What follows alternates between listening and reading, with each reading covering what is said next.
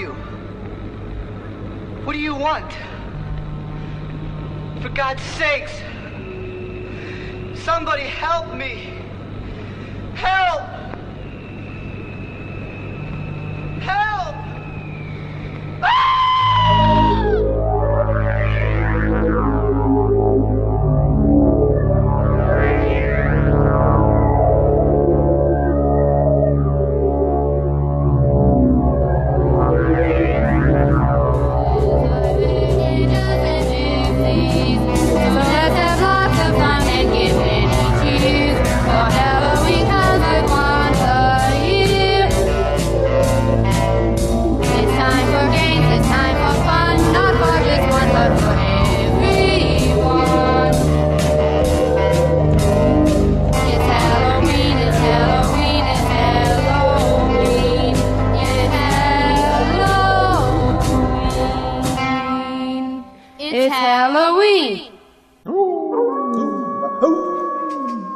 Hello and welcome to Hello, this is the Spooky Doomed Show with the ghosts and the spooky time.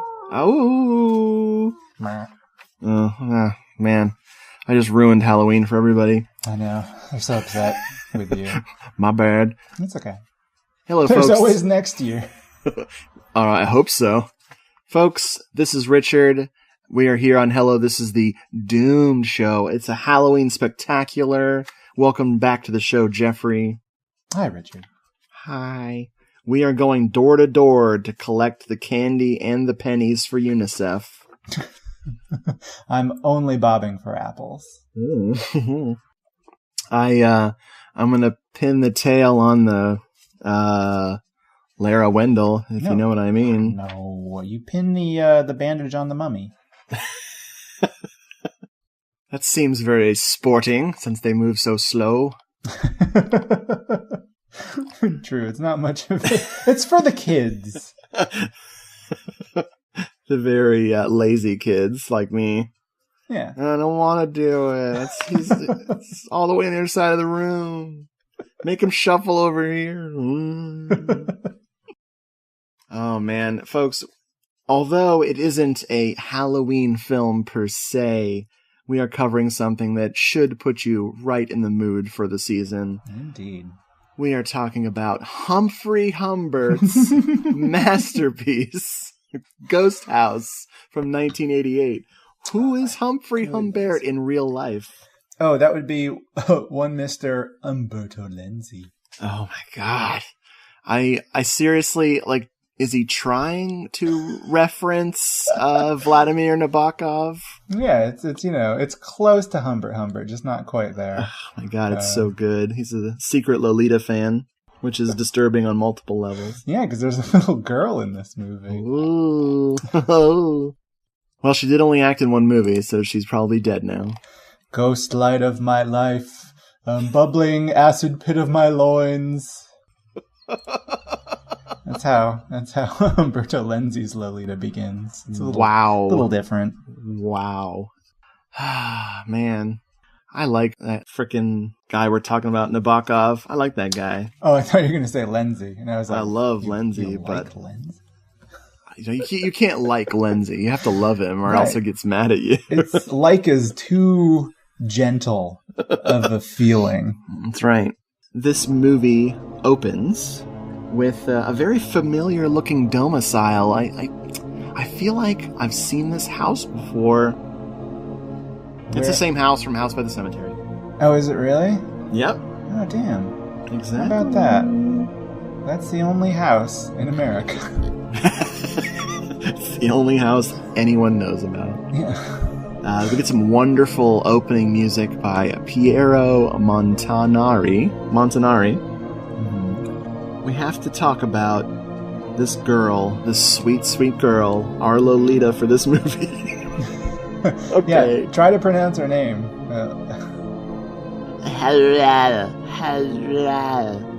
Oh wait, that's the ghostly voice. That was pretty good, actually. Thank you. I thought you were trying to say Henrietta, but we're having a really hard time. No, it's Henrietta, and then but on her later when we see her tomb, it's Henriette. Oh yeah. Well, which is awesome. They say things differently in that part of America. The creepy kid chanting in this, it's not spooky so much as it is really friggin' annoying. Lietta's like, is it saying Henrietta, where are you over and over again? And I think it is. Oh, well, we like fake learn what it actually says later on, but I don't think that's really what it says. Oh, I don't even remember that part. I'm excited. Oh yeah, the computer decodes what it says. Of course it does. There's lots of computer magic in Ghosthouse. What it sounds like to me, the creepy ghost voice, it sounds like it says, "Are you up? Are you there? Are you up? Are you there?" Which is actually really creepy to me. Yeah.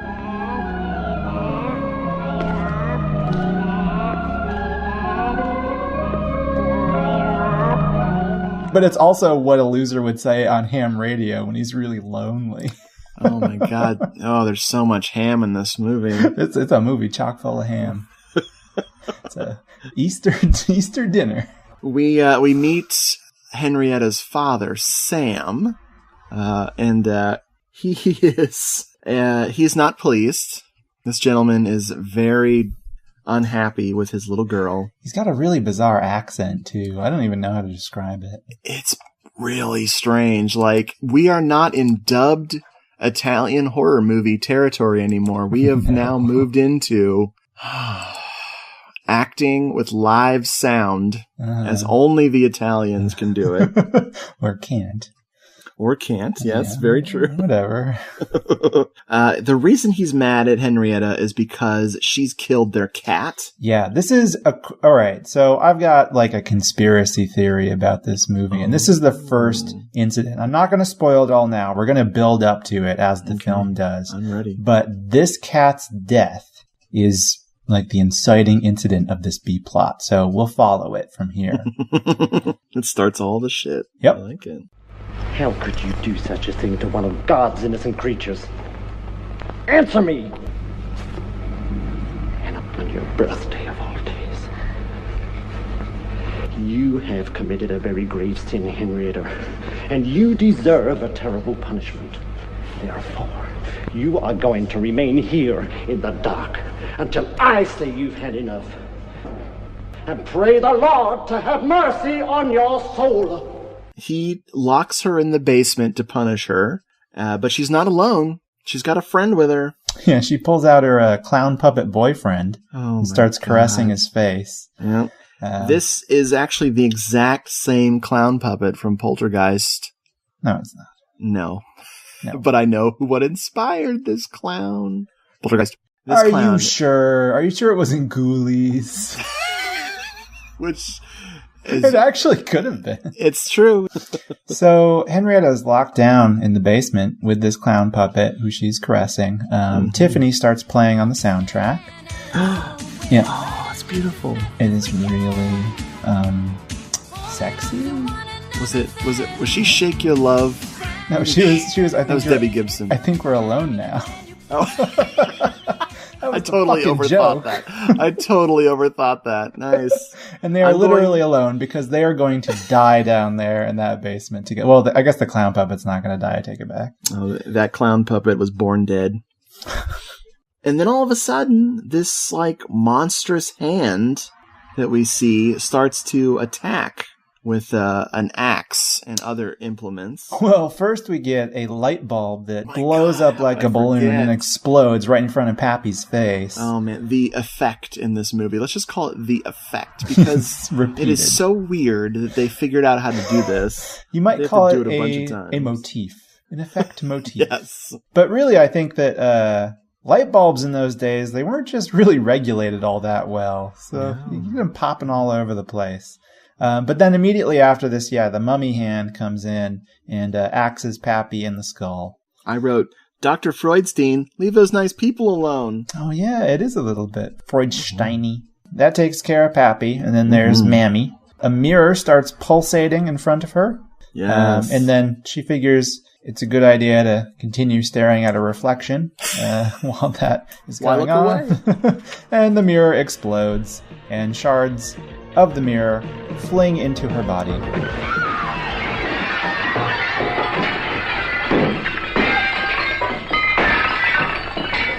not killing her, just sort of disabling her and pinning her against the wall. Then good old Mummy Hand comes in, stabs her in the neck with something or other. Very nice. And then we get a cut down to the basement. We see Henrietta down there, and she sheds a single tear. She's not upset about her parents dying. She's just really upset about all the mirror litter upstairs. Oh, no. Because you got to keep Ghosthouse beautiful. Right. You got to keep your shoes on. It's just really frustrating. And then when you're wearing those crappy stockings, your feet start sweating real bad. I shouldn't know that from experience. I was making an elaborate joke about the crying Indian commercial. Oh my Keep God. America beautiful. Keep Ghosthouse beautiful. I feel like good. I'm going deep for some of my jokes tonight. You're really killing it, and I'm totally not getting anything, but I'm going to keep trying. You're teaching me jokes, and I like it. Teaching you humor? Yes. It's 20 years later. It all of a sudden. And jazz has been invented. Excuse me. God. Jazzy department store shopping tunes have been invented. This soundtrack is unreal. And by unreal, I mean, why did they make it into, reality?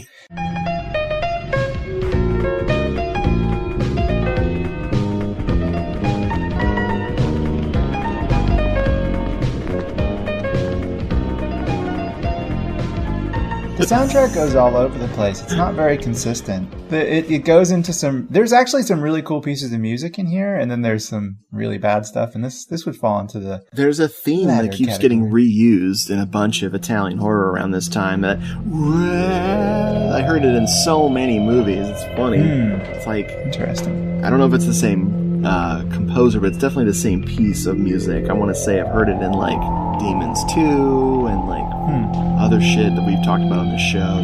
But just the spookiest sound that a synthesizer can make. Okay. That was sarcasm. Oh. We have to get to the ham radio. Yeah, we're there. Oh, we're at God. the ham radio right now. I'm sorry, I distracted us from it. It's okay. We'll have many opportunities to talk about ham radio. This is only the first. So we meet Paul. He's our buddy. Yes, sir. Paul. He's our main character. He is... Gosh, he's just a brick of a human being. He's played by everyone's favorite Greg Scott, who was dancer number 2 in Prom Night 2. Oh, really? Yeah, it's good stuff. All right. One of my favorites. The most memorable role in Prom Night 2. I like your impression of that guy. Plinkett? Yeah, that was it. I'm always doing Plinkett by accident. Ah, my God. Anyway. I killed my wife.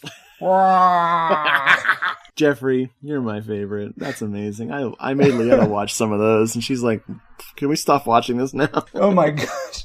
You know what would be great if, speaking of ham radio, so this is on topic. If Ted Levine was replaced as the voice of the ham radio operator in Joyride with Mr. Plinkett. Hello, Candy Cane. It's basically just Ted Levine anyway. Oh, man. It's all coming together now. But Paul is talking to somebody on the radio, and he drops some serious freaking pop culture shit on us. Some pop culture bombs. Oh, really putting this movie into the era of 1988. Did you say bomb? Like Simon Le Bomb? It's not. No, it's like Simon Le Bon Bon. Not Simon Le Bomb. Yeah, it made me think of Nafa, because Nafa is obsessed with Duran Duran, so we got a shout out to one of our co-hosts. I'm a Duran Duran fan, but I am not as big a Duran Duran fan as Paul apparently is, because he has spent the past week discussing the finer points of Simon Le Bon with some stranger over ham radio. What does your boyfriend think of that? What the fuck have they been talking about for an entire week? Holy shit. Then he drops the Kim Basinger, Kelly LeBrock thing. So he's wondering who is in the lead, I guess, between those two ladies in some city. Like, apparently they're conducting a poll, these ham radio operators.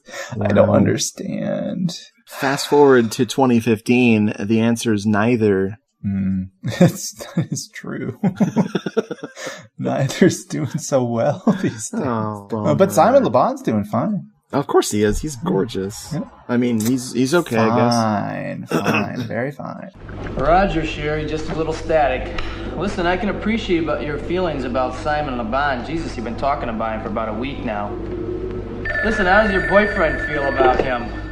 Hey, did you find out who's more popular in Denver, Kim Basinger or Kelly LeBrock? It's neck and neck. Hey, why don't you ask your computer, man? Between these two conversations, Paul has a phone call conversation. He actually uses a phone, even though, he's more of a ham guy. He's more of a ham generally, I guess you could say. But he has a phone call with his girlfriend, Martha, who's German, and you know it from this moment you meet her. Because, boy, God, she sounds it. Martha, played by Lara Wendell. Yeah, I really feel like she's becoming one of the staples of our show. I freaking love Lara Wendell, dude. Yeah, we last saw her in Zombie 5 Killing Birds. Oh my god, which we will be dropping. Oh no, wait, actually, episode that'll probably come later, right? No, it actually will have aired by the time we did. All right, how about that? We've talked about Lara Wendell before. She's a gem. She's wonderful, but. In the acting range. Yeah. And especially the speaking. She's very good at speaking. I love it. In German, probably. Very good at speaking in German. Not so much good at speaking in English. They're talking about chili because Paul made some chili. Oh my God. And she says to him, "Oh, chili sounds good. I'm so hungry." And then she says, she means to say keep it hot, but it comes out sounding like keep it hot. Like she said, and that's so weird. And then she says something like, "You know what? Keep yourself hot too." Hello? Hi.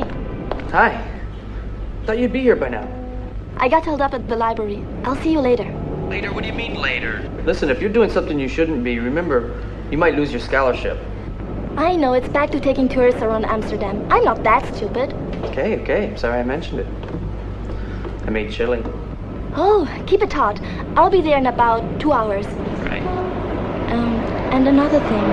Yeah? Keep yourself hot, too. Her and Paul are having sexual relations off camera. I don't want to think about it. No, I'm glad it's off camera, but they definitely never speak about it again. Oh, sorry. We see them post boning. And they're just talking about the chili again after that, aren't they? Like, give me some chili, and Paul says something like, "I'll take mine with some extra jalapenos." I'm starving. I'm gonna get some chili. Get me some too, will you? Okay. Extra jalapenos? We could spend the entire show on this fucking couple, dude. They have a strange relationship. It's pretty bizarre. He hears some weird sounds on his ham radio. By weird sounds, some really bored screaming is what you actually mean. Oh my god. Accompanied by the lullaby theme. It's like if I heard this, I would call 411, not 911, because it's not an emergency. I would just ask for information about this horrible shit on my radio. Well, to be fair, they don't call 911 either. God, no. They actually note that, like, oh, it might be a murder. Let's go look at it. Yep. Let's find out where this happened.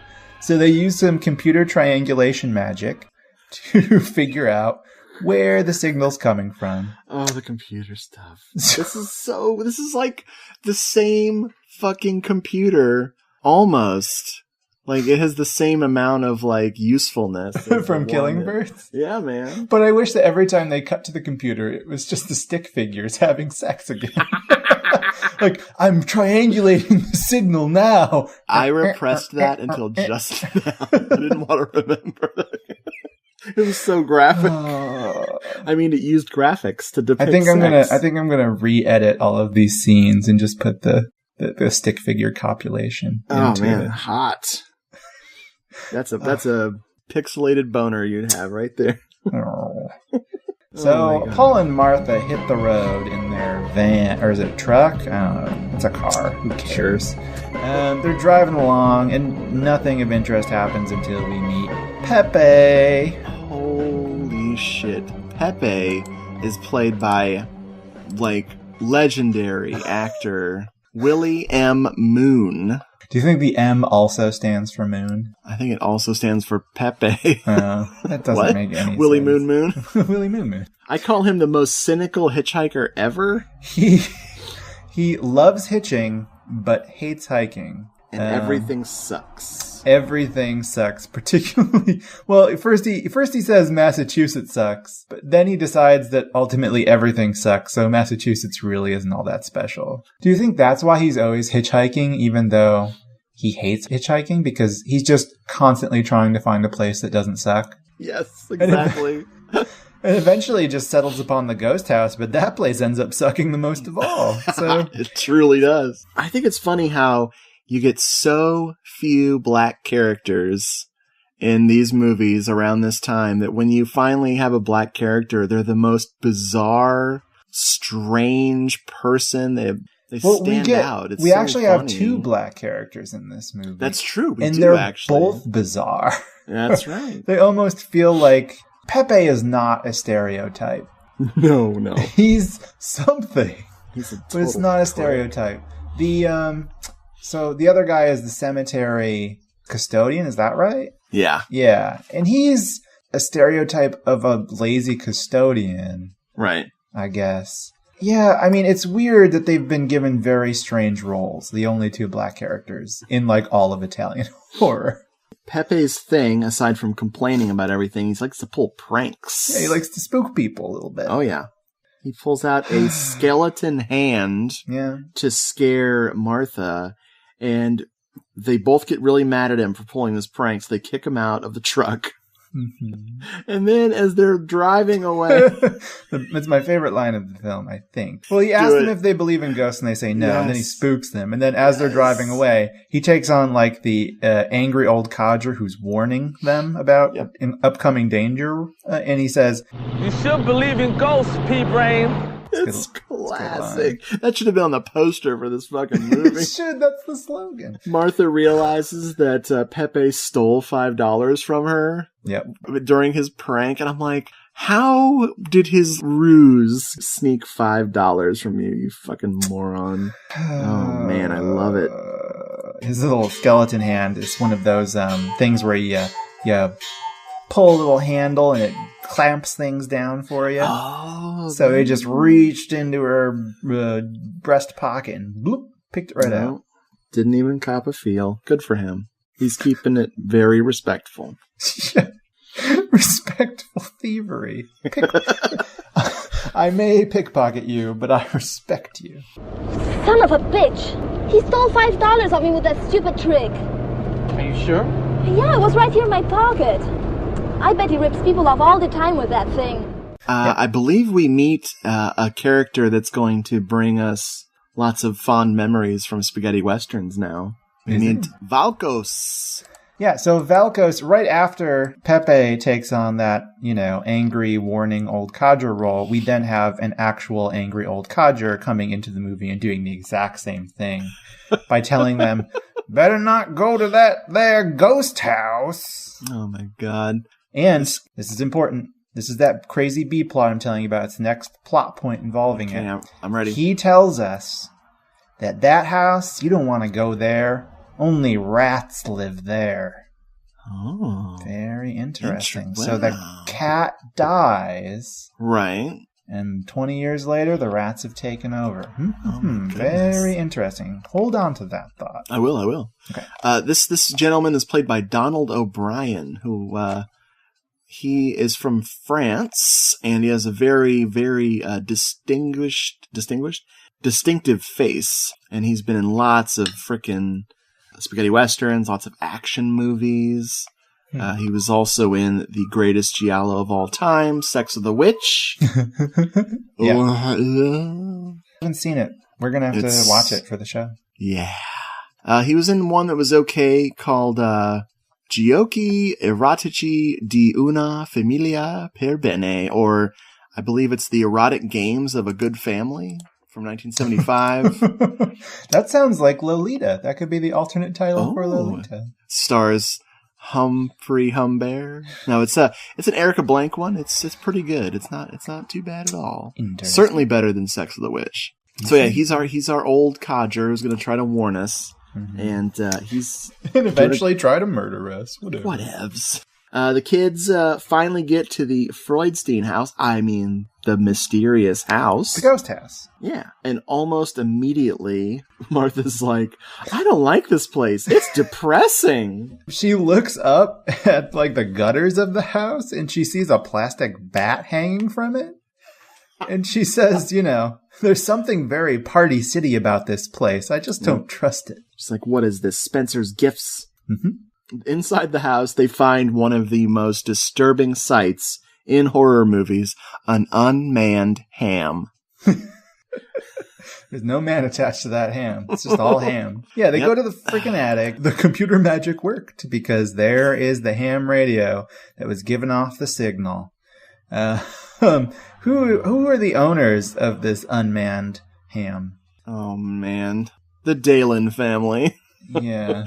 We have Mark, Jim, and Tina, and then I think it's someone's girlfriend, Susan. These people comprise some of the finest characterization and acting in Italian horror. Like, I fucking love the interplay with these people. It is genius. Here are things I know about the Dalen family plus Susan. Okay.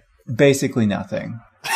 I know that Tina is the younger sister. Yep. I guess Mark and Jim must be brothers. Yep. Susan is the girlfriend of one of them.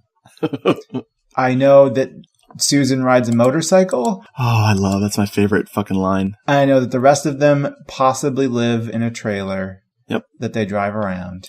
Yep. And that's it. That's all I know. They have terrible fashion sense. That I also know. God. And that they have stopped at the ghost house because from the attic, they have a better, clearer ham radio signal. That is the only reason they're there, as far as we're told. It's so good. Like, I don't know what to do with this information. Jim runs in when they find the ham radio and just starts throwing us all this crap information. Like, he just dumps what they're doing there in a few sentences, and it's like, did I ask? Did I really want to know? What are you doing up here? I said, what are you doing up here? Nothing. We were just looking for that. Oh yeah? It's mine. Do you live here? No. We're here on vacation. My camper's parked out in the yard. I'm here with my brother and his girlfriend. Our sister Tina's with us too. My name's Jim Dallin. Well, what about this? Well, since the house was empty, I didn't think anybody would mind. Get good reception up here. Hey, who are you? Just a ham operator like yourself. It's at this point in the film that we understand that this is a film that's broken with reality. It is presenting a parallel universe in which ham radio became just a staple of daily life. Everybody has one. It's how we communicate. Yep. It's an activity for the whole family. Yes. Your whole family enjoys it. They have a tape recording of the strange voices, the screaming. Yeah. And they play it for Jim, and we find out that the voices on the tape, the man on the tape is Jim, and the woman screaming on there, I believe, is Tina. Yeah. Is Tina, his sister. And Jim's like, immediately he's like, yeah, that's definitely my monotone scream. Can't you tell from the way I'm talking to you right now? This is a haunting situation. He's less monotone. He's just, because his voice has inflection. It's just there's nothing there. It's like someone sucked all of the personality out of him. And he's just like a husk of a human. Exactly. He is a fellow vest enthusiast, much like Paul. So they've got that much going for him. Some pretty choice vesting in this movie. Oh, the fashion. The worst is a little bit when we meet Tina and she's wearing a fucking denim skirt and denim jacket at the same goddamn time. Man. Oh, that makes me She's so ready mad. for a night on the town in Ontario. It's hot stuff. They leave poor Martha alone and she immediately gets terrorized by the house. Yeah, she sees some ballooning mason jars, that motif coming back again. Using that effect. And then the fucking fireplace spits a flame out at her. Oh, it's so funny because, like, the sound design here is so genius, whereas, like, in an earlier Italian film, they would have added this creepy scream or a blast of weird synthesizer. Instead, with this fucking flame shooting out of it, just is a propane tank going. Oh, it's so not scary in any known universe. I love it.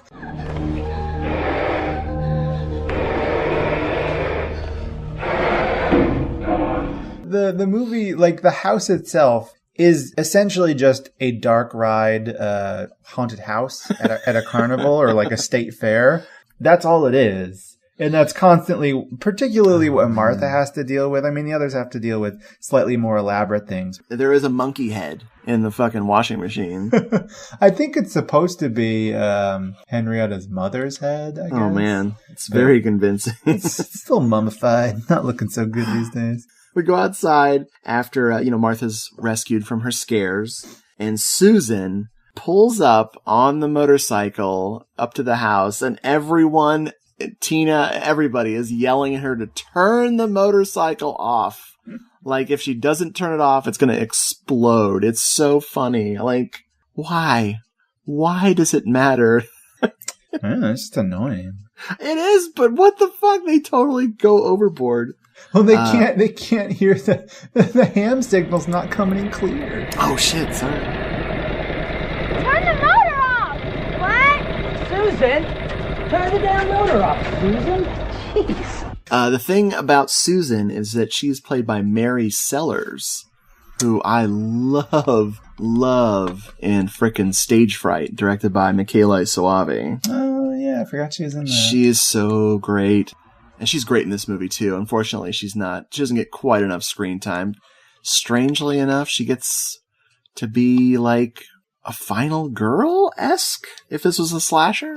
Pretty much, yeah. I love it. Her and Martha fighting over supremacy.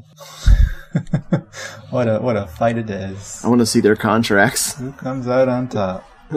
Their contracts are just like Polaroids of Lindsay, flipping them off. I don't know. Do you think that Laura Wendell's was like, you can't scare me too bad? So they literally just had her walk through an actual like haunted house at a fair so she wouldn't be too scared? Because everybody else gets much scarier, quote unquote, things happen to them. But she really doesn't. That's true. She actually kind of like sits out the rest, the climax of the film. Yeah, she's in her trailer eating the green M&Ms. Yeah.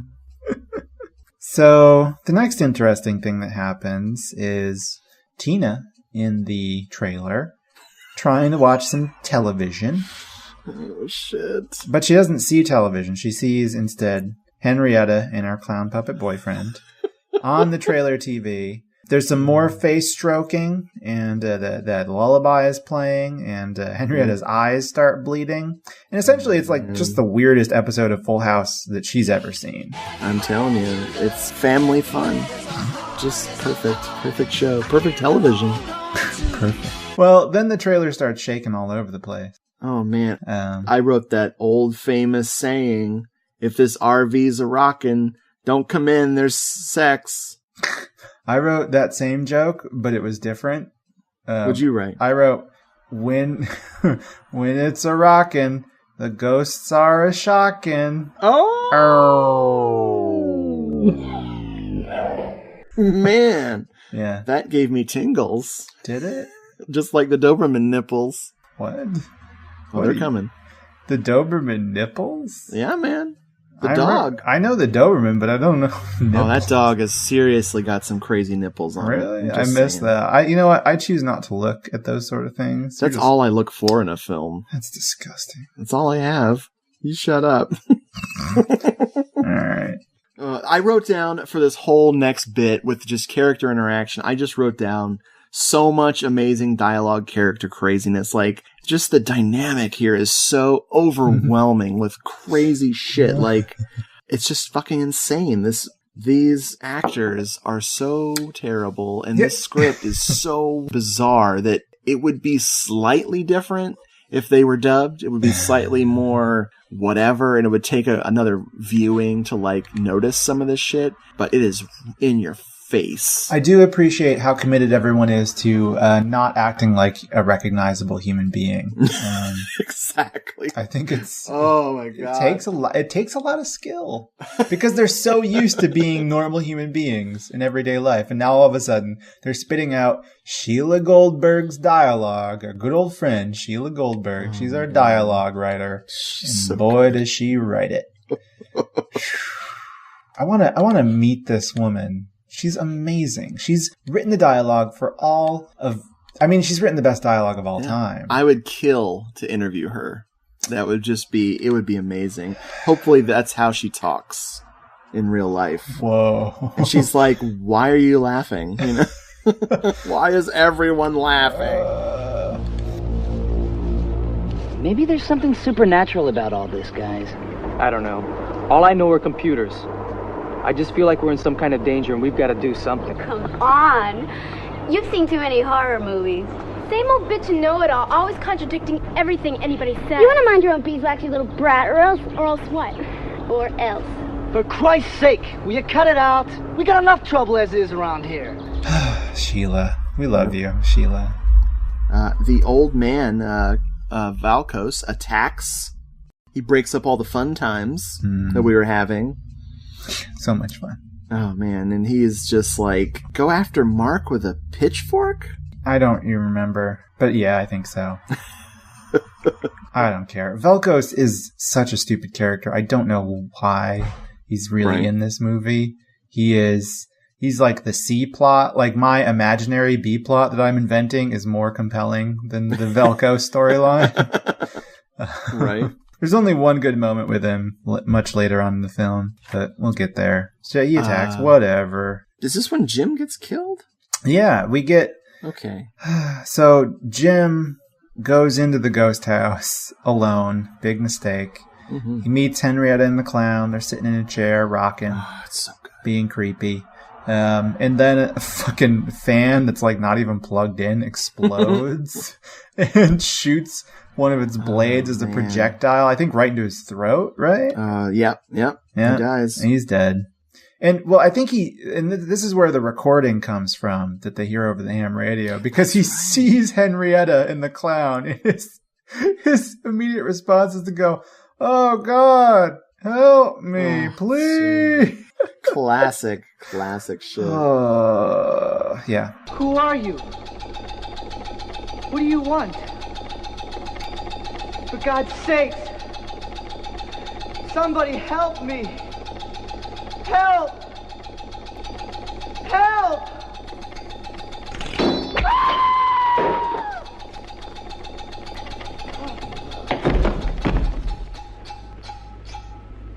Martha goes exploring in the house, and she finds Henrietta's room and immediately starts trashing it. I mean, she's just pulling this room apart looking for something. We find her... No, you skipped some stuff. Oh, what did I skip? You skipped all the Doberman shit. You want to talk about it. Oh, Doberman nipples. Well, see, my notes totally break down because the movie's just so fucking insane. That is understandable. Well, yeah, we have... So it's the other dude, which would be Mark, then, is dealing with the Doberman. Oh, okay. He sees a Doberman in the house that's barking. And this part blows my mind because you expect the Doberman to be a ghost because it's not a real Doberman. It's a Doberman in a ghost house. So Mark confronts the Doberman who's snarling at him, and he goes to pick up a candlestick to throw it at the ghost Doberman, but the candlestick is a ghost. Oh my God. It's a ghost candlestick. He picks it up and throws at the Doberman, and the candlestick disappears. The Doberman doesn't disappear. That broke my brain a little bit. That is so... My brain accepted that as whatever. I'm so used to that shit. Those ghost candlesticks. And then after that, he just runs away. I think he just runs out of the ghost house. That's it. And then we get to her tearing up in the bedroom of Henrietta, and she's attacked by the doll. Yeah, well, you're missing some important details here because she's ripping open the chest, and finding all this stuff in there, and we have a Donald Duck toy sighting. Oh no, I missed it. Yeah, a Donald Duck in an Italian film. Fulci. She takes the Donald Duck out, and when she throws it, it makes a squeaking sound. So she technically tortured that duckling. Just saying. Oh my god. I'm glad you watched this movie. It's amazing. I missed that. She does find the clown at the bottom. It gives her one of those lovely toothy grins that it gives when it's going all evil. Mm-hmm. And then shit goes a little crazy. Feathers. It's the saddest pillow fight ever. With some windy, blown feathers all around. There's a beach ball flying through the air. We see a Mickey Mouse doll and the Donald Duck flying around. So I think it was kind of just like the trial run for Banksy's Dismal Land. Ooh. Yeah. Nice. Got started early on that one. Yeah, definitely. He's been working on it for a long time. And the sad thing is it hasn't really gotten much better. Oh, that's sad. We finally get to the detective character. Ferguson? This guy. Oh my god. He might literally be a crazy person. There are moments in this film where it's him doing something and I'm just astounded. Like, I think he's a fake cop, perhaps. Like, maybe, like, he just bought, I think a lieutenant would wear this. And then he just shows up at crime scenes. We found him butchered one afternoon in May 1967. I was on the case then, so I remember it well. Did you find the murderer? No, it was one of the unsolved, I'm afraid. Just like the death of the little girl. Little girl? Yeah. The 11-year-old daughter, Henrietta. First we listed her as missing. Then? And then? Then we found her down the cellar. Someone locked her in. She was dead, though there were no marks on her. No signs of violence. A total mystery. And since then? Since then, the house has been shut up, left just as it was. And nobody wanted to live here anymore. I seriously wrote down that he's the prince of acting. He's fucking royalty, man. This guy is amazing. The only person that I like better than this guy is the frickin' coroner. Oh, man. The coroner two. is so good. Woo! I could watch a buddy cop show with just those two. You mean the coroner who talks to him, not the mortician, right? Oh, the coroner, yeah. The mortician's great too, but I'm talking about the coroner. The coroner might be my favorite character. Oh, thank God. Yeah. Oh my God, it's so good. He gives one line delivered that's so amazing. We'll get there. We're getting there. It's coming. Yeah. Oh, yeah. All right, Lieutenant. The craziest thing about... So you got to give him credit because they actually call the cops. Yes. They actually call the cops multiple times in this movie, which is impressive because that doesn't usually happen.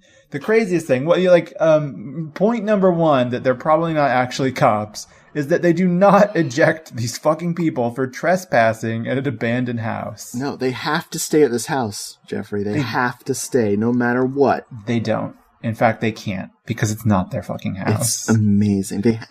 No matter what happens, no matter how ghostly it gets, no matter who gets injured, stabbed, taken away to the hospital, these motherfuckers have to stay there. And it's so bizarre because they leave the house. They leave it and then they come back. Like the house, that never happens. The house always makes you stay. It locks all the doors, bolts all the windows, so you can't leave. These people leave and they still come back. You know what it is? It's that scent of ham. Just brings them back. Yes. Oh man. It's honey glazed. We get some great, we get two great things that I love. One, the computer gives us a clue. Or gives Paul a clue. Does it? It says burial. Yeah. Well, that's the thing. So he's back home. He's gone home now after all the cop gave the exposition dump. Yeah, I mean, the cop told him all about the death, the triple murder? Triple homicide, sure. Yeah, because the parents did lock the child in the basement. And this is one of the crazy things. He says that Henrietta in the basement died under mysterious circumstances. Very mysterious starvation. Right, very mysterious. Very. We can't figure it out. So, after that, they leave. And now they've got pieces of the mystery. They want to figure everything out. Exactly. So, back... I gotta talk about this real quick. Yeah. The time fuckery. I mean, seriously feels like days, weeks later. Mm-hmm. No, it is the same day. Frickin' Martha and Paul have gone back to their lives and they're talking about this shit and it's so confusing. You're like, wait. It's the same fucking day? Yeah. At the very least, or at the very most, rather, it's one day. Yeah, well, we do know, that ham radios do not have a very far distance that they can transmit. So sorry. So he is either decoding the lullaby or adding some auto-tune to it. I can't tell. I think he eventually just plays it backwards. He plays it backwards, and he hears Ringo chanting, "Paul is dead, Paul is dead," and he thinks that it might be a threat to him because he is also Paul, but he's not sure. So he just lets it go. And then the computer helps him out and is like, no, it's actually saying burial. Does he let it go or does he let it be? Neither. Oh. Sergeant Pepper. He lets it flow. Let it flow. Let it flow. We need to get Pepe back in this movie. No, we don't, because there are some really good lines. Oh shit, let's hear it. In some conversations that occur between Paul and Martha when they're back home. I'm ready. So Paul says to Martha in a very accusatory way, "Do you remember Jack the Ripper?" To which I don't know what response he's expecting. Like, is Martha going to say like, "Yeah, he was the worst dentist I ever had"? No, of course she knows who Jack the Ripper is. It's so stupid. And then they're talking about some subject he brushed up on while she was in the shower. I wrote about this in my description. I wrote, this is one of the first movies I blogged about back in 2012. And I wrote a description of Mark's character, and I want to read it to you right now. I'm ready. To Paul's character. I called him Mark, didn't I? Yeah, Paul's character. Was the actor's name Mark? No, Greg. Whatever. They're all so fucking bland. There is a Mark. Mark, Paul, Greg. Just whatever. Boring fucking names. Paul. I say that, and this is to say almost nothing of our main cast of characters, of whom Paul is the clear standout. This is the sort of man who admits, after being queried whether or not something supernatural is going on at the ghost house, "I don't know. I only know about computers." A bit later, he gives Martha a rundown on the history of precognition, which he's been reading up about, to which Martha responds by asking him how long he had been into that subject. Paul, blank-eyed, responds that it's been around 45 minutes. He's really only been catching up while she was in the shower. Oh my god. This man is our hero. He's also my hero. Oh, he's my ham. Ooh. It's my ham. Do you remember Jack the Ripper, the psychopath who butchered 7 women? Yeah? Well, there was this Anglican priest who had a vision of the last murder a few days before it happened. Where? In a streetcar. The murder took place in a streetcar? No, the minister was on a streetcar when he suddenly had the vision. Are you getting stupid or something? Oh, look who's talking. Did you learn all that while I was washing my hair? Would you be serious? Would you climb off your high horse? You know something? I've had enough. Goodbye. That's it. That's all I got. Move on. Let's bring Pepe back into this thing. Pepe shows up in order to harass Tina. He walked all the way to the ghost house. Yep. Poor Pepe. He's hot. Hiking really sucks for him. It does. He pulls a prank on Tina with his ghostly hands. He first he does the old behind a tree gag. Yeah. Where Tina leans against a tree, and he pretends he's a black glove killer for a moment. Oh my god, I missed the Giallo stuff. I forgot. Yeah. He grabs her with his black gloved hand, and then she pulls at the glove, and it pulls off, and it's a skeleton hand. And Pepe laughs so hard. And the really chilling thing is that she does not know Pepe. This is just a creepy guy who has just harassed her with his skeleton hand. He may have just stole $5 from her. He definitely stole $5 from her. She had like $10 stuffed into her jean jacket pocket, and now she's only got $5. And now she can't go to the movies with Greg. No. Poor Tina. And Pepe immediately invites himself to stay at the ghost house for the night. Of course. And Tina's like, "You can't stay. We're leaving." Which doesn't. Are they? Are they ever? They actually don't leave. Nice. And they never will, because they're all going to die, and it's great. Some joke, huh? You asshole, who are you? What are you doing here? My name is Pepe. I'm just looking for a place to spend the night. Froze my buns off last night. You in the camp over there? Forget it, we're leaving. So Pepe like goes into the house and starts wandering around. Yep. He at one point, I think it's now, he like goes into a pantry and starts chowing down on some 20-year-old croutons. Which frankly reminds me way too much of myself for comfort. So I didn't like that scene. Art imitates Jeffrey. My life. Art imitates croutons. Croutons. Sounds delicious. That's how the composer of this film describes his soundtrack. I used only the freshest croutons. Oh man, they're not in the box for 20 years. So, somehow Paul gets information to go to the coroner. The mortician. Yeah, he used his new precog ability. The comedy mortician. Or John Waters, the mortician. Holy shit, yes. That's very apt. Cameo appearance.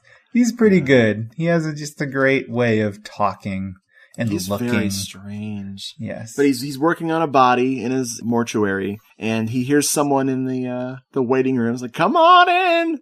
And Paul's like, okay. And he goes in the room, and the guy's working on a corpse. It's like, oh, it's so good. Yeah, what does he tell him she died of again? I don't remember. Hit by a bus. Really? Yeah, he says precog. That's so total precog moment. I'm telling you. Damn, foreshadowing, man. I can't believe I remembered that. That's crazy. That's really funny, actually. So he gets some gobbledygook information. I'm not even sure what he tells him here. No, just more stuff about the family and their deaths, and I think that the father worked at the cemetery. Yeah, I don't remember. Something like that. Guess what? Does it matter? No. Oh yeah, no, it doesn't. So just worry about the ghost house. Right when Paul leaves, Volkos shows up. Yeah. And he asks the comedy mortician to hold still so he can bludgeon him with a convenient hammer.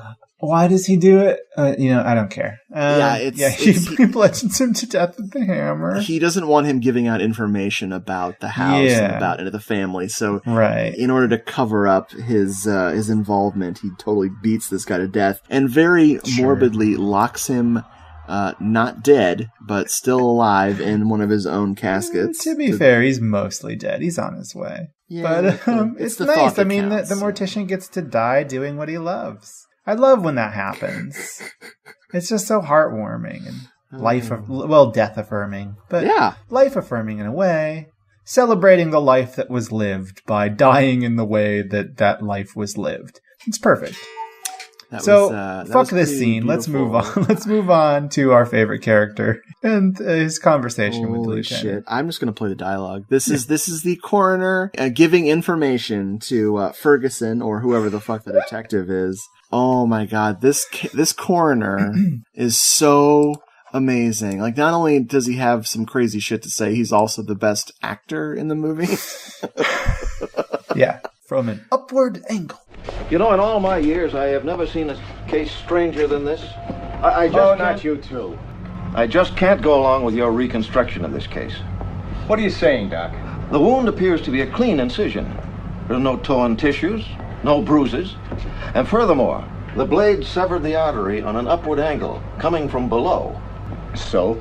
That boy could not have been killed by a blow from someone using the fan as a weapon. The only hypothesis that holds up scientifically at all, one of the fan blades broke off while it was running.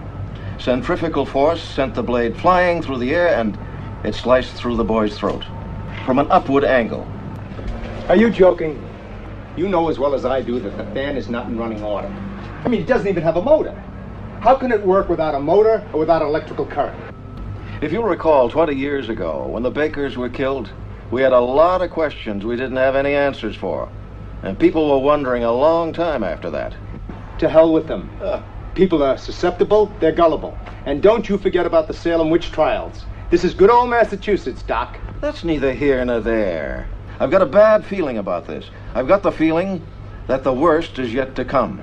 Oh, man. He is literally arguing to us that fan death is not a myth.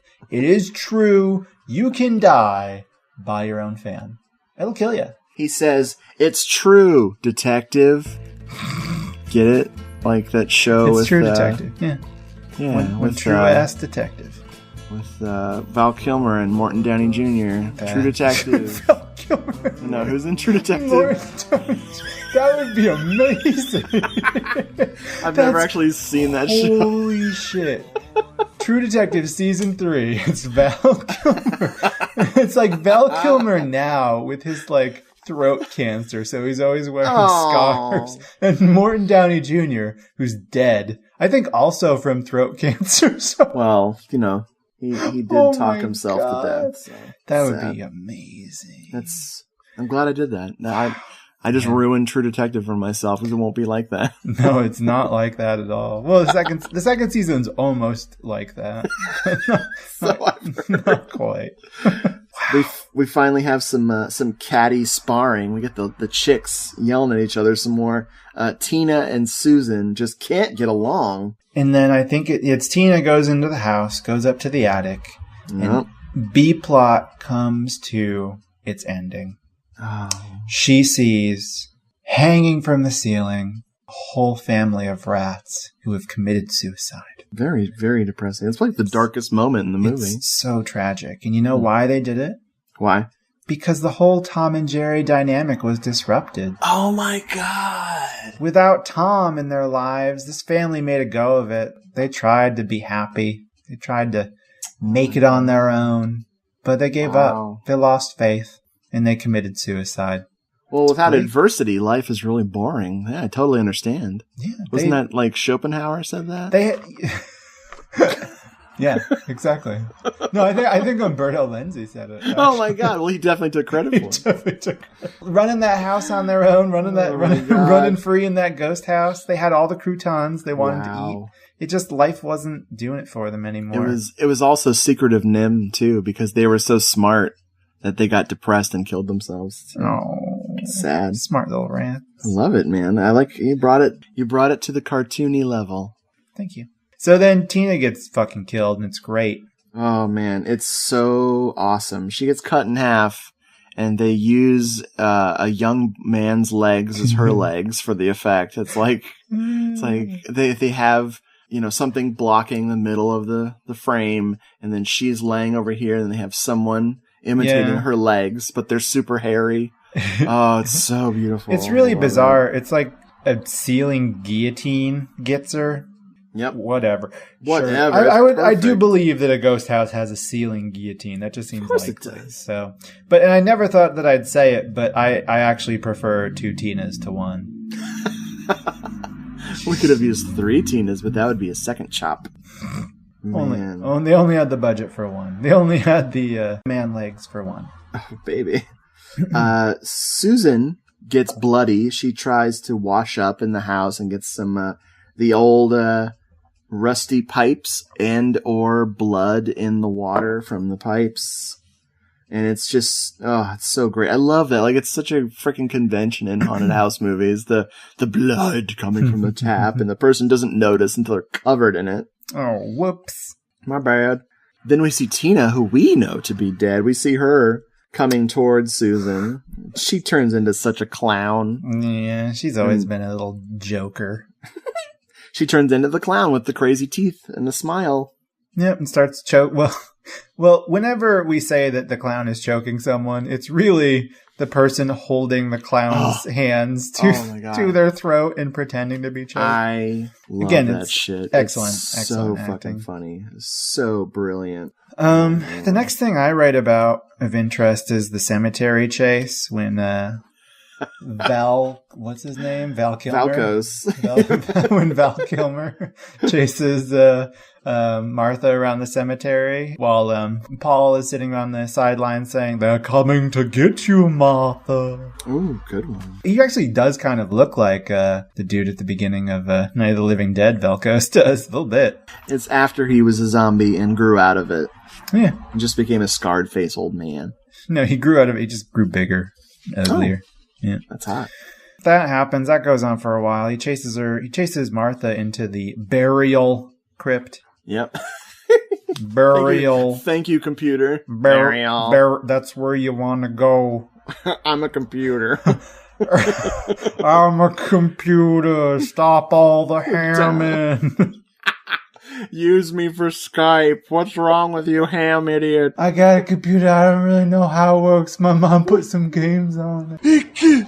What? I'm a computer. Stop all the downloading.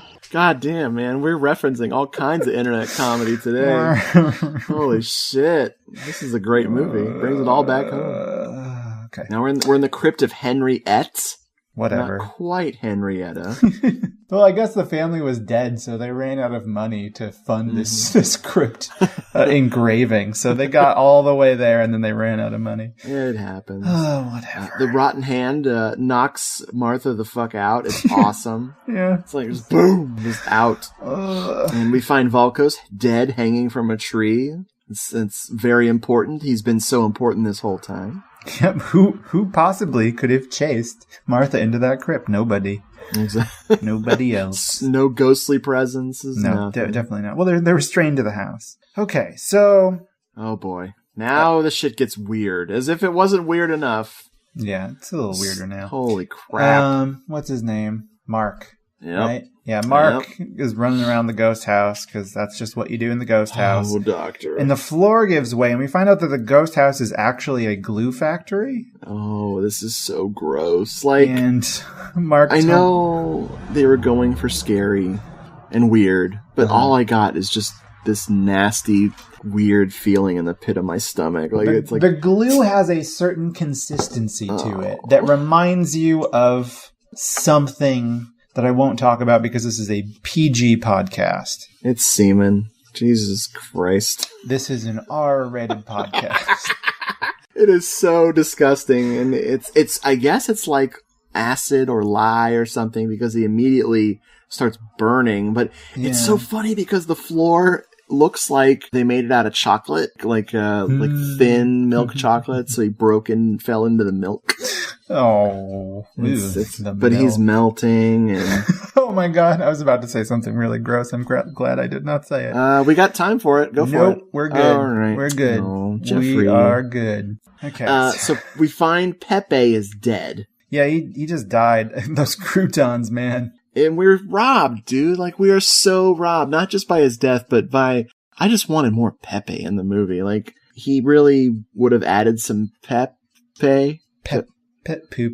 Definitely some poopy. I love him. I was like, why is he dead? No. Yeah, he just falls down. He falls into Susan. See, Susan is now the Martha of the movie. She's just screaming and being chased. Yeah, and Martha got knocked out. She's out of the game for a while. I want to say, does she grab an axe or a knife or something?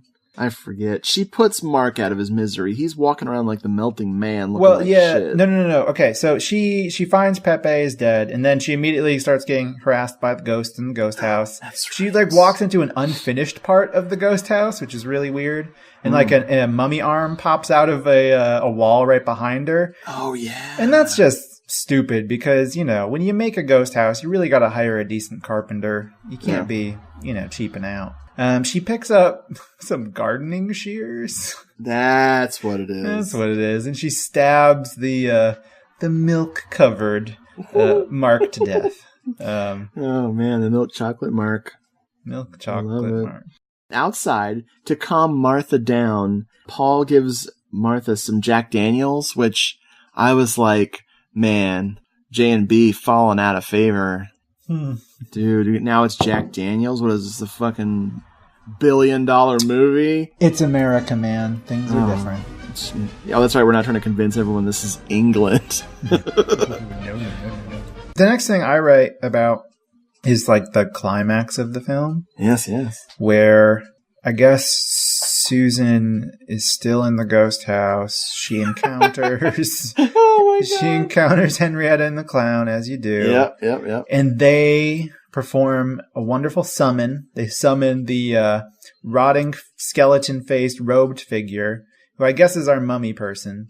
Oh boy. But we've never seen the full figure. No. But it's a rotting face with skeleton face with like worms crawling out of it. Pretty cool. And then then the score switches to, I think it's a Tangerine Dream Vangelis collaboration. Oh, it's beautiful. It's a good piece of music. It's the only one that I'd say is good. Like the theme song of this movie is terrible. Oh yes. It sounds like it's supposed to. like I wrote on my blog that it sounds like it's going for Goblin, but ends up closer to Ernest Scared Stupid. There's a classic. That is what it sounds like, the opening theme of Ernest Scared Stupid. Wow. Which is a great song. Not so good here, though. But this is a good piece of music. I like it a lot. I call this creature that appears before Susan the Worm Reaper. The Worm Reaper. And he's so terrifying. He's so scary that Susan's like, I give up. I'm going to stand here, wait for you to kill me, because it's got a big knife coming at her. And she's like, I'm not screaming at this point anymore. I'm not running. I'm just waiting. Because I think, and I don't know about you, were you waiting for it to turn out to be Pepe? Like, Pepe was pretending. Seriously, I'm not even kidding. I was like, please let this be that Pepe was pretending to be dead earlier for the ultimate prank as the Worm Reaper. And I'm like, hey, I got your $5. Hey, you know, like, you pea brain. Got your $5, pea brain. You should believe in ghosts, pea brain. Paul has taken the initiative, and he is got a big old can of gas, and he's headed to the crypt to burn good old Henrietta's body, which of course is in the coffin and is not rotted at all, I don't think. No, she's very well preserved. I love it. I'm going to get that frickin' comedy mortician to work on me, because he does amazing work. Yeah, really good. Yeah, burned up, curse is over, everything goes back to normal, whatever. They call the cops again. Oh, thank God. You gotta, somebody's gotta clean up the bodies. We need closure here. Yep. The cops still do not chastise them for trespassing on abandoned property that is not their own. The lieutenant confirms for us that he is an insane person by holding a conversation with himself over a police radio.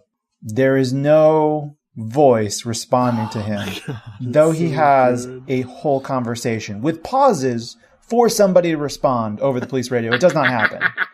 He is an insane person. Oh my God! Hey, we could say things that he could respond to, like, right, Henry. I'll keep the press away until you get here. Who is this? What was that? How'd you get this frequency? That's all nonsense. Why don't you go back to being a fake cop, you son of a bitch? The killer committed suicide. Is 7 in the Ragged Tiger the best Duran Duran album? Sure, Henry. There's not a thing wrong. Who do you vote for, Massinger or LeBrock? Let's hear it. I'll see you later.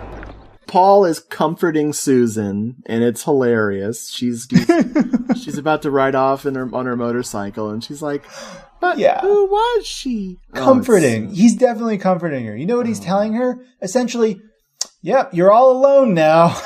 I love it. Everybody you know is dead. You know what? It sucks, but whatever. Keep it to yourself, lady. Don't tell anybody. They're going to think you're crazy. That's why I put comforting in quotation marks. It is so fucking awesome. Like, it is almost as cynical as Pepe. You know what? Every place sucks. Especially ghost houses. I know how you feel, but you're going to have to learn to live with this on your own, because you can't talk about it with anyone. They'll only think you're crazy. I know you're right. I just want to get out of here, as far away as I can. I understand. Oh, man. And then Paul asks Martha how she's doing, and Martha gives us her own prognosis on her condition. I think I'm going to be all right, or whatever. I should recover in 3 days. Oh, my God. That's a really good impression of her. I like it. How do you feel? Much better. You'll see. I'll be as good as new before the week's out. So the movie finally is wrapping up. We cut to 20 seconds later. And actually, Martha's recovered. She's recovered because she's wearing a fucking huge tasseled denim jacket. Oh, God. I mean, in a film of fashion faux pas, they save the best for the last. Oh, my God. I wouldn't wipe my feet on that fucking thing. It was on somebody's floor by their front door. It is so wipe your feet. It is terrible. I would expect it to like if I go through the automatic car wash, that's what comes down and cleans my car. Yeah, Kriska's laying on my notes. Oh, well, I can say because I'm out of notes, but it's. Oh well, she is walking around Massachusetts. I guess that's where they are. Yep. And on location, she sees the Henrietta's clown boyfriend in the a shop window, and she's like, "Oh no, this isn't good." And then she looks to her other side and sees Paul coming. He's across the street, has to cross traffic to get to her. She looks back at the clown. Oh, the clown has its wicked smile again. Oh no, Paul, don't! And the clown changes the don't walk to walk, and Mark walks in the street and then conveniently just stops walking as a bus barrels down onto him. And he gives a really good scream that's a lot like this. Ah! And he gets hit, freeze frame, the end. Oh my god. This scene was written by, was it John Paul Sartre? Yeah. He wrote Nausea, and then he wrote this. He wrote this. Nausea Part 2. My existence is over. Nothingness. Blah, blah, blah. Blah, blah, blah. Holy shit, that is the whole Ghosthouse experience, people. Like, we took you on the tour. Woo, man. You've seen this house. Now we need to know if you're going to put down an offer. It's in a very good school district. Ghost School is... man. They give really good, college placement rates. Is that something? Exactly. They have one heck of a police force. Oh no! I don't think they have. Oh no! Oh man, Jeffrey, how do you like this one? Holy shit! I love it. Of course. Yeah, it's good. It'd be crazy not to. I gotta say, it's really fun to watch, and I love it. It was really annoying to take notes for, though. Yes. Thank you. Because there's a lot of stupid stuff that keeps happening. It's not necessarily fun to just write down. No. What were your notes like? How many pages did you take down? Not that many. Two and a little bit. I condensed it pretty well. I did a page and a half, and I did not... Wow. I mean, I feel like I did myself a disservice, because it was so much happening in this movie. Yeah, there's a lot happening. We missed lots of things, I think. Yeah, no doubt. Thinking back. It's more of like an experience movie than a... Yes. And like everything that happens is stupid. Everything. Mm-hmm. It's great. Like, it's so many different things going on. All of them are stupid, and they're all worthy of being enjoyed. But it's kind of takes away some of the thrill to explain them all to you. Yeah. We'll edit this into magic. Yeah, we'll just use your computer, hit the magic setting. It'll triangulate towards the perfect podcast. It's right next to the burial button. Hold on. Burial. I fucking love... Whoa! Excuse me? I fucking love this movie. It is so amazing. Like, I have to admit that when I first tried to watch it, I think I was too tired and I slept through it completely. Mm-hmm. And that may have happened more than once. And that's completely my failing. That is not this movie at all. Because if you're not really tired and you can stay awake for more than 5 minutes, you will be perplexed into love. Perplexed into love. Yeah, that's often how I approach love. It is so on. Like, I used to really dislike Italian horror films after the dubbing era. Like, oh no! But man, it's all coming together between this and Killing Birds. Holy shit! This is like a sequel to House by the Cemetery with the same characters, although they're completely different people. Except for Lara Wendell, the same characters from Killing Birds. Like, this feels like, oh man, I know Joe D'Amato had an uncredited hand in producing this, but it is just so fucking dumb on every level. It's brilliant. Yep. Brilliant. That's it. I highly recommend the Shout Factory or Scream Factory Blu-ray with this and Witchery, which is also batshit crazy, though not as good as this. It isn't. It's disappointing. I mean, it has David Hasselhoff and Linda Blair in it, and yet it's somehow not as good as Ghosthouse, which is a little sad for me. But it has great moments, but they are definitely surrounded by boring, whereas this is just too dumb to be boring. Yeah, it's so freaking goofy. And so weird, again, like alternate universe, understanding of everything, of technology, of human interactions, human behavior, of like an alternate universe reality of like ghosts and how they're supposed to work. Like it doesn't get anything right, but yet it gets it all very, very right. Holy shit. Yeah, good movie. Check it out. Watch it. Absolutely. I do have a little from Good Old Spaghetti Nightmares. This is turning into the Bible of this show. Of course. In Umberto Lenzi's own words, or as he calls it, the gospel. On page 69 and 70, just a quick little 2 paragraphs here about Ghosthouse. The interviewer asks him, "Your next film was Ghosthouse, which was released in Italy with the title La Casa 3. What were the origins of the story?" Lenzi says, "I wrote the story in January 1987 and immediately made the film with an Italo-American group. I am also the sole author of the screenplay, which I didn't want put in the credits for personal reasons that I'd rather not reveal. The film cost about 1 billion lira." And wow, it sounds so high. Even and though before, I know it's not. And that was all Pepe's salary. And before coming out in Italy, it had a successful release practically all over the world in English language version and was shown at the Averiaz Festival. The interviewer asks, "Where was it filmed?" He says, "In and around Boston. The house referred to in the title is situated in a wood at Cohasset, a village on the Massachusetts coast where Hitchcock shot a few of the sequences for The Birds, a film which I originally wrote and that British fucker stole from me." Oh my gosh. No. Well, it wouldn't be. He goes on to say it's called La Casa 3 because that bastard Sam Raimi stole the fucking Evil Dead idea from me. He doesn't say that. He doesn't say that. But this was it's implied. It's like, read between the lines. That's right. Read between the lines, Sam Raimi. The thing is, and folks at home, if you don't know, Evil Dead was called La Casa in Italy, and it inspired several sequels, much like there's like Demons 2, 3, 4, and 5. This was supposed to be Evil Dead 3 in 1988, which is brilliant.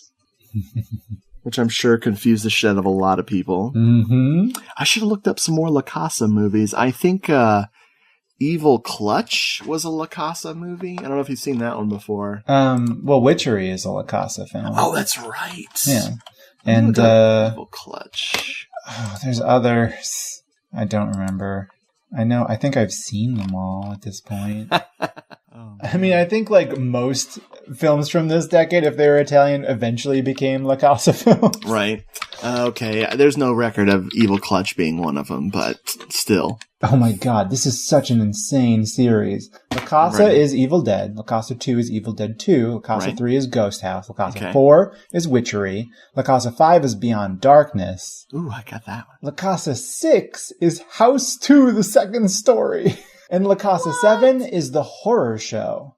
So they go from, the 3 Italian films in the middle, bookended by 2 American films on both sides. Oh my god. Weird. Man, I hate House 2, a second story. It is god-awful. It's so bad. I actually am a big fan of House. Some people don't like it. I like House. That was a big one from my childhood. Yeah, mine too. I think it's scary and it's funny and it's a perfect combo. House 2 has fucking Bill Maher in it. So that's how good it is. Wow. That's so mullety. Okay, so it is Halloween. It is the season. We are totally immersed in all of our Halloween horror movies, but my pumpkin is lit. Oh, baby. Oh, that wasn't a euphemism. Could be. Okay, good. I asked Jeffrey a question for a beautiful question time. Pick 3 Halloween episodes or 3 Halloween-themed TV specials that you watch every year. What are your favorites? Yeah, and you know what I said to your question? I said, fuck you, I'm picking 5. So. Oh, snap. That means I have to really, easily think of 5, you bastard. Yeah, you can go with 3. It's okay. No, I totally have 5. Go for it. This is my forte. I love Halloween specials. Normal shows. I mean, I like, dedicated Halloween specials, but when it is a normal show that has a Halloween spooktacular, I love it so much. Perfect. Particularly if it's a sitcom. My favorites are thus. First up, the Roseanne episode Boo from the second season. Ooh. All of the Roseanne Halloween episodes up until like season 8, then it's like fucking terrible. But all the ones before that are really good. They're good. They're solid. They're really good. But this one's the best. It's about it's about them setting up a haunted house in their living room, but also it's about the scare competition between Roseanne and Dan, which is really great. About who's the king or queen of screams in the Halloween season. So that one's great. Awesome. Another really good sitcom that has tons of good Halloween episodes, but I have a favorite among them would be Home Improvement. Oh, really? Yeah. The episode Crazy for You, which I believe is from the third season. It's a great one where everybody in Tim the Toolman Taylor's life decide to ghostlight him into believing that a fan is stalking him and is probably going to kill him because he won't leave his wife for her. It's really great. And I believe it's Al at the end who's wearing the woman's costume. So it's great. Wow. Really good episode. Another one that I love is the Pete and Pete episode, Halloweeny. Oh, wow. Nice. Yeah, I mean, that one's just great for obvious reasons. A lot of smashed pumpkins in that episode. I bet. And then two more, I guess my runners-up in a way, are not specifically Halloween episodes, but they are very much horror-themed and would play on TV during the Halloween season, and I watch them all the time during Halloween. One is a Boy Meets World episode from, I believe it's the fourth season. It's called And Then There Was Sean. It guest stars Jennifer Love Hewitt. Oh boy. And it is a slasher parody episode. And it's really fucking good. I need to see this. And it's good because it's not only, it not only is just a slasher parody that's really funny, but it also, has some nice emotional moments with the characters and plays into the show's strengths. So I think that one's really great. Then my second one is a Clarissa Explains It All episode. Oh, snap. Which I think is from maybe the third season. It's called The Darling Wars. And it's when Clarissa and her brother Ferguson are left home while their parents go out on a date or to dinner or something. So they have, kind of like in that Roseanne episode, an escalating series of pranks trying to scare each other. And they're really good. I love it. Nice. Oh, that's my top 5. I always watch those ones. Coincidentally, that's exactly my list. No, it's not. No, but those all sound great. Yeah. I definitely need to see that Boy Meets World. That sounds fucking fantastic. Oh, yeah. You'd like that one for sure. Nice. I have 2 things on my 5 that I believe are legit good. Okay. Like, they're actually good.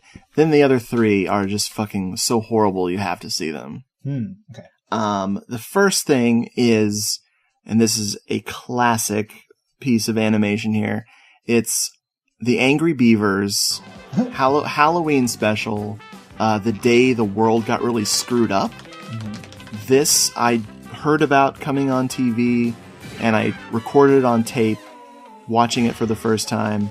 I have since burned that very tape to DVD-R and watch it every year without fail, sometimes a couple times a year. Wow. The Angry Beavers, they are fans of an actor named Oxnard Montalvo. What a name. And he's a horror movie and science fiction movie star, and they trick-or-treated his house the day before Halloween. Mm-hmm. And all hell breaks loose because all of the monsters from his movies have come to life. Peter Graves does a voice, and Adrienne Barbeau does a voice. Nice. And it's seriously, I like that show, but I never watch any of their other episodes. I just go to that one. That sounds pretty fun. So that's legit good.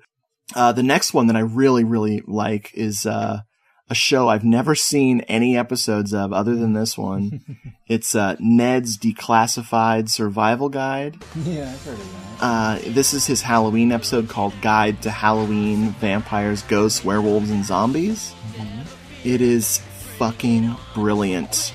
Brilliant piece of kids' entertainment. It's just, it's 2 goofy segments mixed into one. They have to build a haunted house in the school, and it scares the principal to death. He, of course, is pranking them and comes back to life. It's very funny. And the second half is the otherworldly version where everyone really is their costumes. Like the one kid is now a werewolf and the girl's a ghost, and there's just, it's funny as shit. And the jokes are like a mile a second. It's so good. And that ends the actual recommendations in my list. I'll have to check those out. I recommend these only in the so bad it's good, why would you ever watch this category. The Beverly Hillbillies, Season 1, Episode 6, Trick or Treat. It is a Halloween episode that contains, in its 20-minute running time, over 9% Halloween. I recorded this episode because it was called Trick or Treat, and then at the very last second of the episode, they throw in some Halloween garbage. And it is so terrible. Oh God. I just want others to suffer like I have. Because I used to like the show when I was a kid, and now I can't stand it. But man, this Halloween episode is, classic garbage TV. Noted.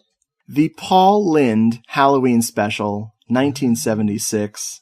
The comedian from, I think it was Hollywood Squares, Paul Lynde. Very effeminate gentleman, very in-your-face, wacky character.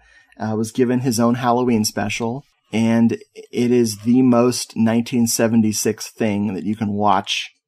It is polyester plaid and fucking velour insanity with special appearances from Betty White and the woman who played the Wicked Witch of the East, and some other random 70s celebrities. Kiss performs. Kiss performs twice. They perform a rock song and they play that soft hit they had. I don't know Kiss very well. Rebecca or Julia or that actually speaks to your credit, not knowing them. But man, it is. Thank you. Tim Conway shows up because Tim Conway did every single TV special ever. It's really, really bad, but it's something about it is so charming. We watch it every year now. I love it. We tried the Donnie and Marie Halloween special.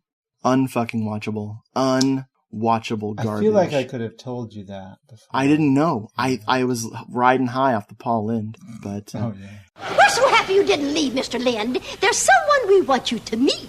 Something living? Oh, I can't wait. It's Miss Halloween of 1976. You held a beauty contest and had a winner? And last but not least, although extremely least, Lawrence Welk in 1978 did yet another Halloween show.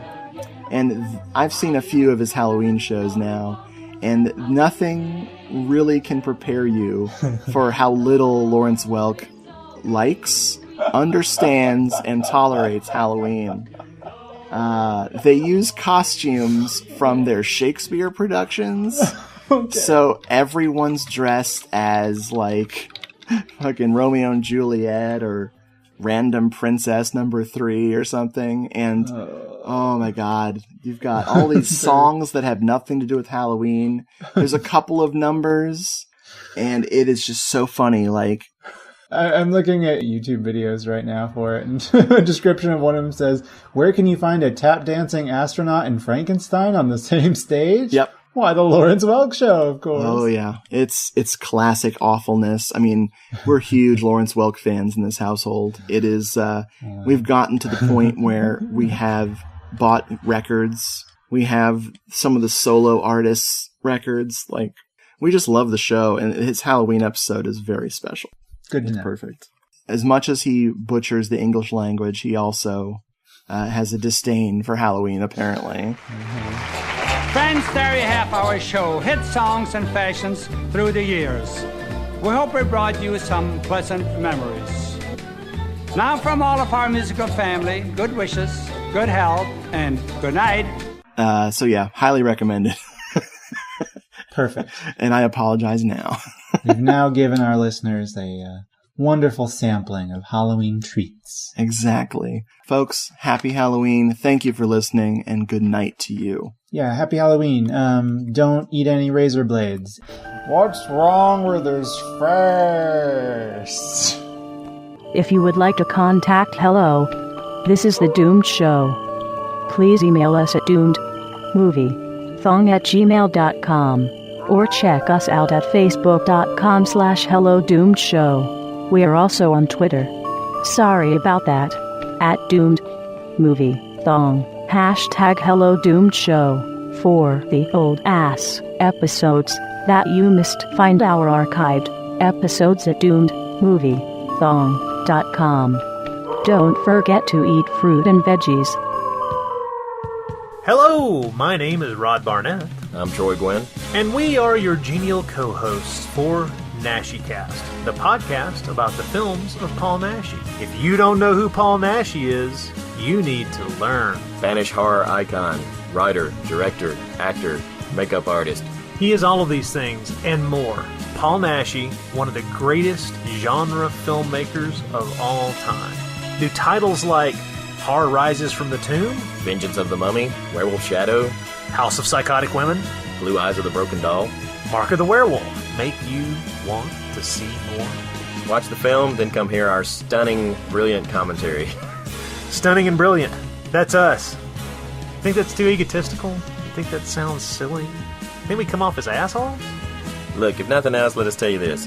Blood, nudity, beautiful women, werewolves in turtlenecks. Nipples. Lots of nipples. Both male and female. Yeah. I don't know if anybody's going to want to listen to us after this, man.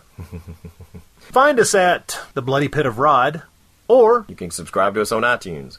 Give us a listen. And if we scare you too much, well, maybe Spanish horror is not your thing. I don't know.